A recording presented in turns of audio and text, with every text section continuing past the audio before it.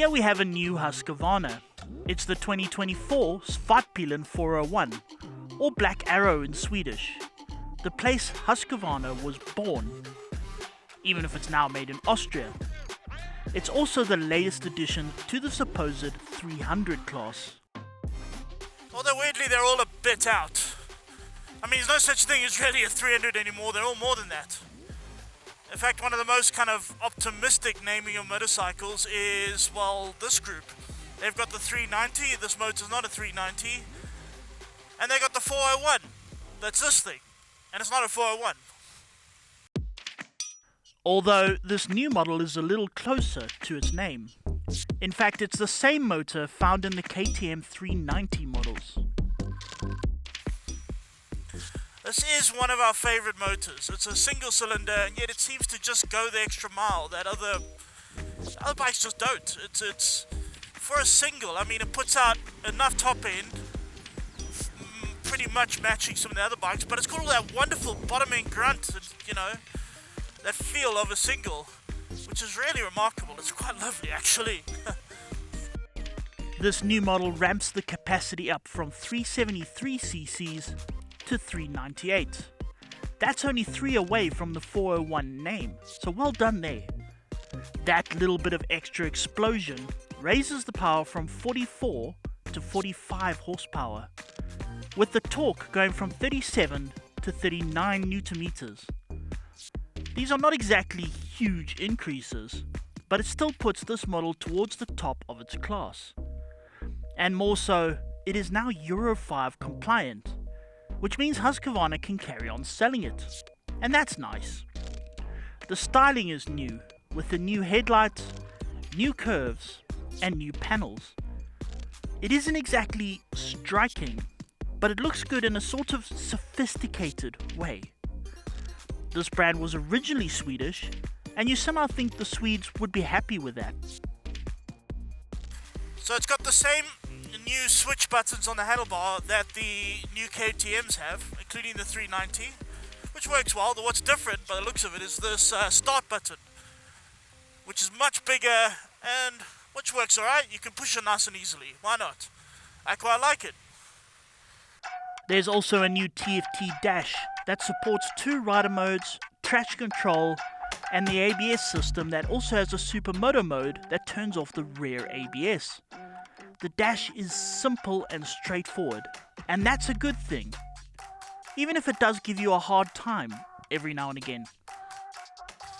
Now in the old days you used to be able to rev your bike to the rev limiter and not much will happen. Then they introduced a shift light, so this light would come on, but it wasn't all that intimidating, so you kind of ignored it.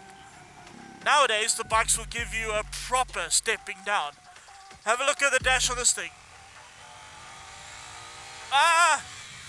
See, it goes bright yellow when it's time to shift. It's like, you gotta shift now, you gotta shift now. You go, oh, I'm sorry, please stop shouting at me. They guilt trip you, these things, they do. The frame on the new Svartpilen is the traditional steel trellis sort, with adjustable WP suspension, all carrying a weight of 159 kilograms dry. So on the tar road, this thing is fairly likable. Works well. It's comfortable enough, it's spacious enough, these wide handlebars feel good. The only thing is that, yeah, it turns nicely, it's nice and small and light and flickable. If you want to make U-turns, you can do them at a doddle, you can get this thing out of your garage easily. It's very, very low to the ground. But it's got sort of quite off-roady tyres on, so even if it handles really well, yeah, your tyres are never going to get that far, so anyway, let's go off-road.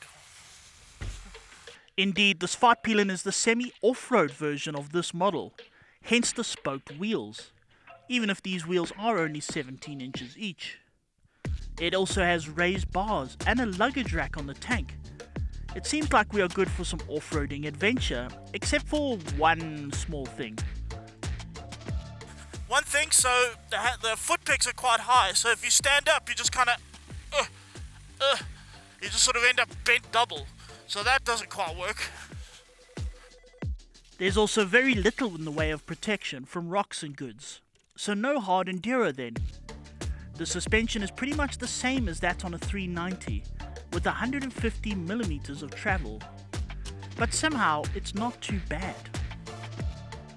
But apart from that, I mean, the motor's nice and torquey, the single cylinder, I mean, we know single cylinder motors work in the dirt.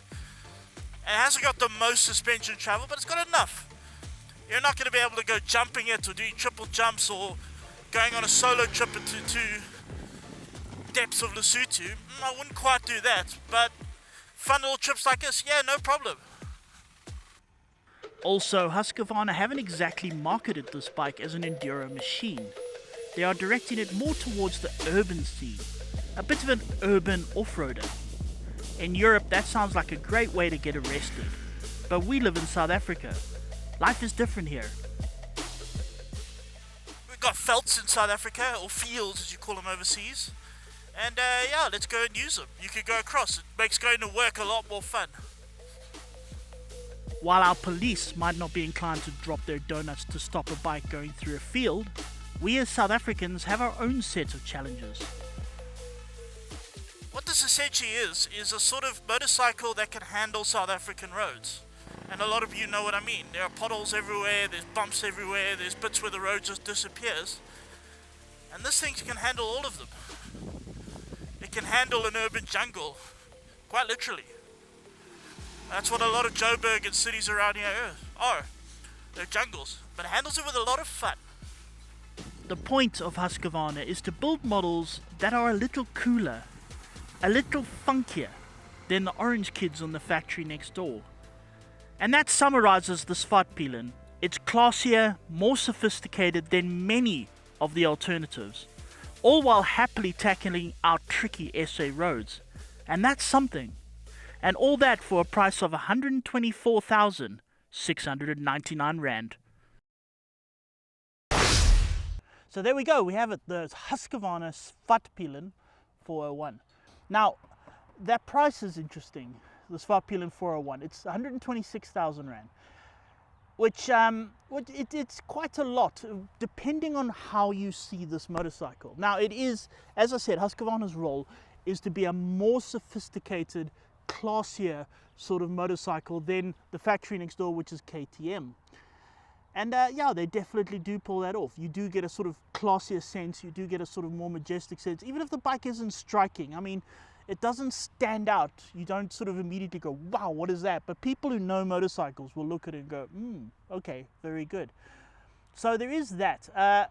And this bike is a lot more expensive than, you know, its obvious competitor, which is the Duke 390 from KTM. The Duke 390 is 102,999 Rand, 303,000 Rand.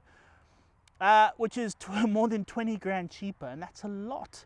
We look at other bikes, for example, also from Europe is the BMW G310R, and that's going for 112,000 Rand. That's a lot of money for that bike. That's also 10 grand more. It should at least match the KTM, that bike, but anyway, it's a BMW, it's got a BMW badge, I guess that's what it is. However, if we look now, those are road bikes. If we look across at the adventure segment, most definitely the KTM 390 Adventure, especially the new one, the spoked wheeled one. Now remember that's got 19-inch front wheel and 170 millimeters of suspension travel. If you look at the Svartpilen, it's got spoke wheels, but they're only 17-inch, and the suspension and the frame are exactly the same as the 390 Duke, so only 150 millimeters of travel. So it's not really something you're going to take heavy off-roading, like we said in the piece. It's going to be calm, smooth sort of off-roading if you're going to take it off-roading. What does, though, really make it off-roading are those tires. However, it is possible that Husqvarna have said, well, let's make it look cool. And those tires do make it look cool, and the spoke wheels do make it look cool, even if it's not that as capable. But yeah, we took it off-road. It was good enough. It was good fun. But anyway, compared to the 390 Adventure, which is on the shelves at 127,000 Rand. So it is pretty much very similar to the 390 Adventure. Now, we also said we really like that motor, and we do. It's a very good motor, and I'll tell you why. For example, it's 45 horsepower out of that 398cc motor, single cylinder motor. if you look at the Honda CB500X, which is sort of also the small adventure bike from Honda, which is a similar price, one of those will set you back 124,799, so similar price to the Svartpilen. However, that bike has got a 471cc, so roughly 70 cc's more, and it's got a parallel twin, so a whole extra cylinder, and yet the Honda pushes 43 horsepower, 2 less than the KTM. So once again, that's an extraordinary motor. And if you think the guys haven't been doing anything, the factory, given that the compared to the last K390, or in this case 401, they have, because it's Euro 5. And the difference between Euro 4 and Euro 5 is huge. Really, those guys worked hard. Those guys, the engineers, did work hard. And early on in the year, we got the 2024 Duke 390 up against the 2023 Duke 390 just to try it out. And not only was it a bit more powerful, but it was also a bit smoother and a bit nicer to ride. So no, there is a difference in those motors more than what the paper suggests. So anyway, that's it. Husqvarna Svartpilen 401.